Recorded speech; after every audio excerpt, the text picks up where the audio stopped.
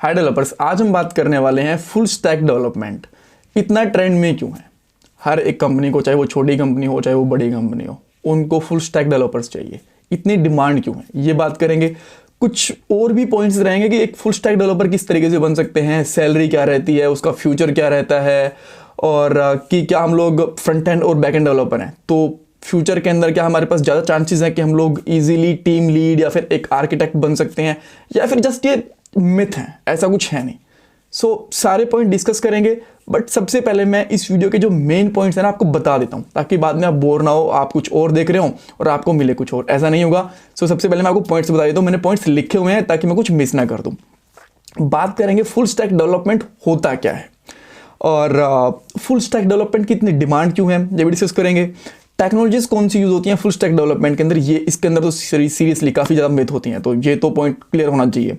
उसके बाद में कौन एक फुल स्टैक डेवलपर बन सकता है, फुल स्टैक डेवलपमेंट फ्रेशर के लिए ठीक होता है या फिर एक्सपीरियंस वाले डेवलपर को ही करना चाहिए, ये वाला पॉइंट भी एक काफ़ी डिस्कस करने लायक है। सैलरी, क्या एक फुल स्टैक डेवलपर की नॉर्मल डेवलपर से सैलरी ज़्यादा होती है या फिर नॉर्मल ही होती है, और क्या बेनिफिट्स हो सकते हैं, डिसएडवांटेज क्या हो सकते हैं, और एक फुल स्टैक डेवलपर कैसे बन सकते हैं। और लास्ट में मेरी एडवाइस मिलेगी कि मैं किनको रिकमेंड करूँगा कि किनको फुल स्टैक डेवलपर बनना चाहिए या फिर किनको फ्रंट एंड या फिर बैक एंड डेवलपर बनना चाहिए। हाँ, अब स्टार्ट करने से पहले अगर आपने चैनल को सब्सक्राइब नहीं कर रखा तो वो कर लीजिए। मुझे पता है कि बहुत से लोगों को इस लाइन से ना हेट है, बिकॉज वो हर एक चैनल के ऊपर ये सुनते हैं, बट रीज़न है, जब तक आप चैनल को सब्सक्राइब नहीं करोगे, वीडियो को लाइक नहीं करोगे, अपने रिव्यूज़ कमेंट बॉक्स के अंदर नहीं दोगे, तो हमें मज़ा नहीं आता।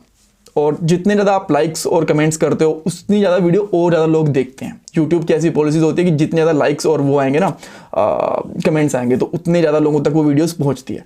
उससे हमें अच्छा लगता है और फिर हमारा वीडियो बनाने का मन करता है, और उससे हमें हमारी अर्निंग भी अच्छी होती है। यही एक रीज़न होता है कि सारे के सारे डेवलपर हमेशा यही बोलते हैं, डेवलपर या चाहे कोई भी यूट्यूबर हो, यही बोलता है कि ज़्यादा लाइक करो, सब्सक्राइब करो और कमेंट करो। Sorry for that. पहले पॉइंट के बारे में डिस्कस करते हैं कि फुल स्टैक डेवलपमेंट है क्या। देखो, एक स्किल सेट होती है जिसके अंदर एक डेवलपर को फ्रंट एंड भी आता है और बैक एंड भी आता है। अब फ्रंट एंड क्या होता है, जहां पे हम लोग हमारी एप्लीकेशन का, अब वो एप्लीकेशन वेब एप्लीकेशन भी हो सकती है, मोबाइल एप्लीकेशन भी हो सकती है, और विंडोज ऐप वाली एप्लीकेशन भी हो सकती है, ठीक है। जहां फ्रंट एंड डेवलपमेंट वो होता है जहां पे हम हमारी ऐप का व्यू प्रेजेंट करते हैं, यानी कि हमारा क्या कलर कम्बिनेशन रहने वाला है, क्या इनपुट रहेंगे, क्या कहाँ पे हमें डाटा दिखाना है, वो हमारा फ्रंट एंड होता है। इसके अंदर HTML, CSS, जावास्क्रिप्ट जैसे पार्ट आते हैं, ठीक है। ये काफ़ी सारे लोगों को पता होगा। अगर टेक्नोलॉजीज़ की बात करूँ तो इसके अंदर रिएक्ट, एंगुलर, और मोबाइल डेवलपमेंट के अंदर बात करें तो स्विफ्ट भी आ सकती है, ऑब्जेक्टिव सी भी आ सकती है, कॉटलिन भी आ सकती है। ये यूज़ करते हैं। अब बात आती है बैक एंड डेवलपमेंट की। जैसे मैंने आपको बताया कि फुल स्टैक डेवलपर एक बैक एंड टेक्नोलॉजी भी आती है, उसको फ्रंट एंड टेक्नोलॉजी भी आती है। फ्रंट एंड टेक्नोलॉजी मैंने बता दी।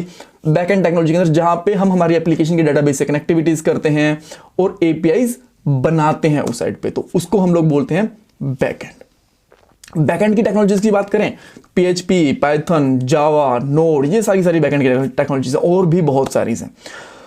अब बात आती है कि ठीक है, एक डेवलपर को हमने फ्रंट एंड भी पढ़ा दिया, बैक एंड भी पढ़ा दिया, वो फुल स्टैक डेवलपर बन गया, बट इसका बेनिफिट क्या है, इतनी डिमांड क्यों है इसकी। देखो, इसके काफ़ी सारे रीज़न है, कोई सिंगल रीज़न नहीं है। सबसे पहला रीज़न इसका ये आता है कि जिस डेवलपर ने बैक एंड बनाया, यानी कि APIs बनाई, डाटाबेस से कनेक्टिविटी बनाई, वही API को फ्रंट एंड के अंदर इंटीग्रेट कर रहा है, तो उससे क्या होगा, उस डेवलपर को पहले से ही आइडिया है कि उसने किस तरीके की API बनाई है, किस की के अंदर क्या डाटा आने वाला है, क्या उसका URL रहने वाला है। कुछ प्रॉब्लम आएगी तो वो इजीली उसको हैंडल भी कर लेगा। उसको पता है कि अच्छा, मुझे ये वाला एरर मिल रहा है तो बैकएंड के अंदर ये वाली प्रॉब्लम हो सकती है, ठीक है, बिकॉज वही बैकएंड पे काम कर रहा है और वही फ्रंट एंड के ऊपर काम कर रहा है। तो इसीलिए एक रीजन ये होगा। अगर इसका उल्टा होगा, बैक एंड डेवलपर अलग होगा, फ्रंट एंड डेवलपर अलग होगा, तो कंफ्यूजन ही यही रहेगी। पहला फ्रंट एंड डेवलपर बोलेगा नहीं ये बैक एंड से फिक्स होना चाहिए ये वाला इशू, और बैक एंड डेवलपर बोलेगा नहीं ये इशू फ्रंट एंड के ऊपर हैंडल करो, हम लोग इसको हैंडल नहीं कर सकते। जब डेवलपर ही एक रहेगा, चाहे वो बैक एंड से हैंडल करे चाहे फ्रंट एंड से हैंडल करे, आर्ग्यू करने का कोई रीजन ही नहीं बनता। सबसे पहला रीजन तो ये होता है। सेकेंड चीज क्या होती है, जब एक प्रोजेक्ट बनता है ना, सबसे पहले APIs बनती हैं, उसके बाद में फ्रंट एंड डेवलपर उन APIs को इंटीग्रेट करता है। तो जब तक API बन रही होती है, फ्रंट एंड डेवलपर खाली बैठा रहता है। अब अगर फ्रंट एंड और बैक एंड डेवलपर दोनों एक ही होंगे तो होगा क्या, पहले वो बैकएंड के अंदर बिजी रहेगा, बैकएंड में अपना काम कंप्लीट करेगा और फिर वो फ्रंट एंड के अंदर उन्हीं एपीआईज को इंटीग्रेट कर लेगा। सो इससे टाइम सेव होता है और कंपनी के रिसोर्सेज सेव होते हैं। सो इससे ऑब्वियसली कंपनी को फायदा होता है। थर्ड चीज क्या होती है, मान लीजिए कि आपके प्रोजेक्ट के अंदर 10 बैकएंड और 10 फ्रंट एंड डेवलपर चाहिए और अगर आप फुल स्टैक डेवलपर लेके आओगे ना तो 16 या 17 डेवलपर के अंदर ही काम चल जाएगा आपका, बिकॉज काफी सारा टाइम सेव हो जाता है। आप बोलोगे अच्छा ऐसा नहीं हो सकता कि अब 10 बैकएंड डेवलपर हैं, 10 फ्रंट एंड डेवलपर हैं तो 10 ही फुल स्टैक डेवलपर चाहिए।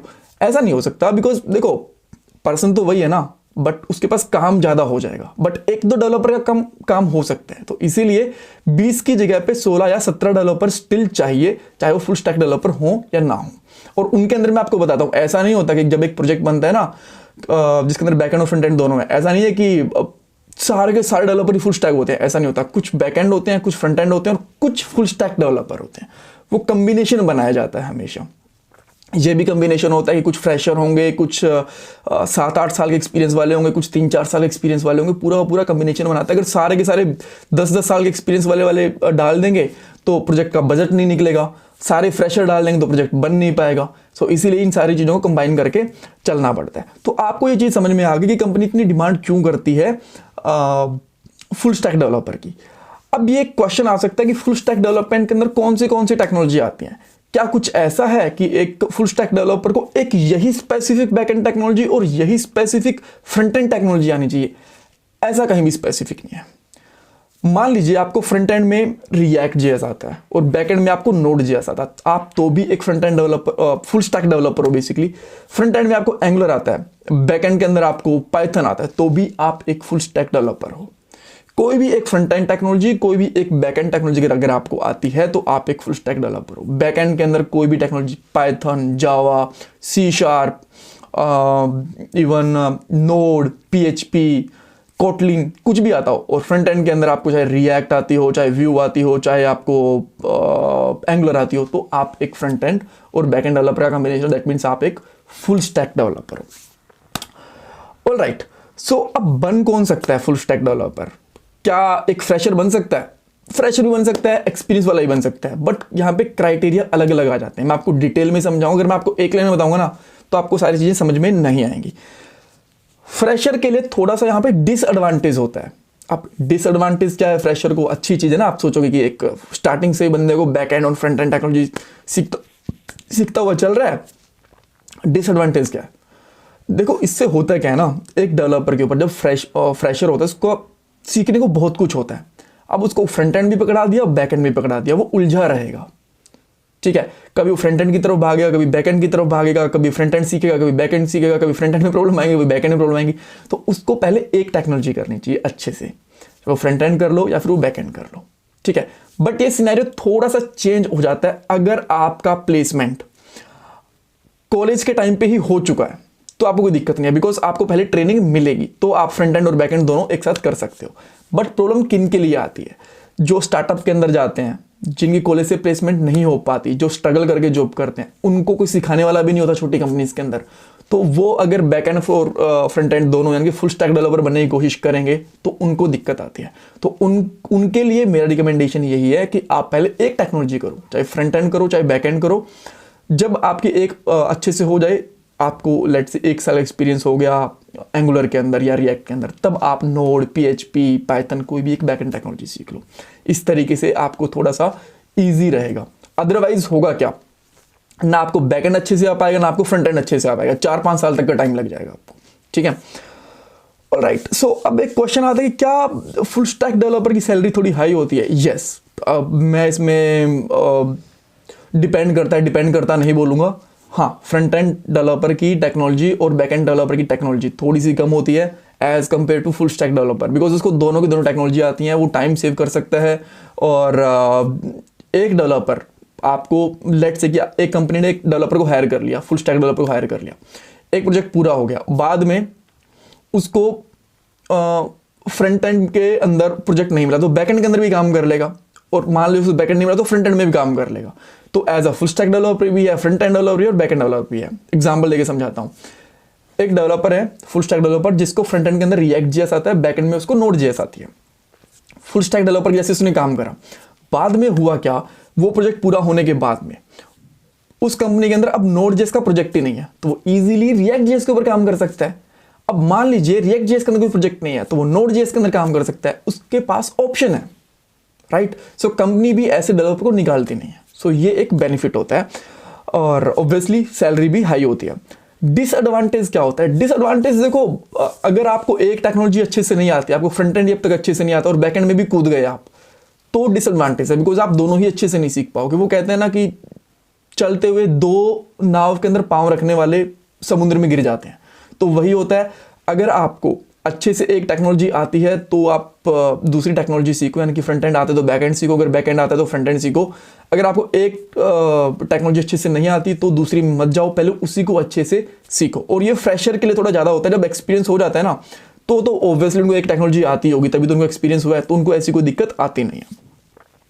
और कैसे बन सकते हो एक फुल स्टैक डेवलपर? कुछ लोगों को लगता है कि फुल स्टैक डेवलपर के कुछ अलग से कोर्सेज होते हैं, ऐसा कुछ नहीं होता। आप फ्रंट एंड करो कोई भी एक टेक्नोलॉजी, बैक एंड करो कोई भी एक टेक्नोलॉजी, और बाद में आप फुल स्टैक डेवलपर अपने आप बन जाओगे। होता क्या है ना, कुछ लोगों को लगता है कि फुल स्टैक डेवलपर के कोर्सेज अलग से मिलेंगे, अलग से कोर्स कोई नहीं होता। आप पहले फ्रंट एंड या फिर बैक एंड में से कुछ भी सीखो, या फिर फ्रंट एंड सीख लो या फिर बैक एंड सीख लो, और बाद में दूसरी टेक्नोलॉजी सीखो। अलग से कोई फुल स्टैक डेवलपमेंट के कोर्स नहीं होते, बस एक फ्रंट एंड और एक बैक एंड मिक्स हो जाएगा, तो आप अपने आप ही फुल स्टैक डेवलपर बन जाओगे।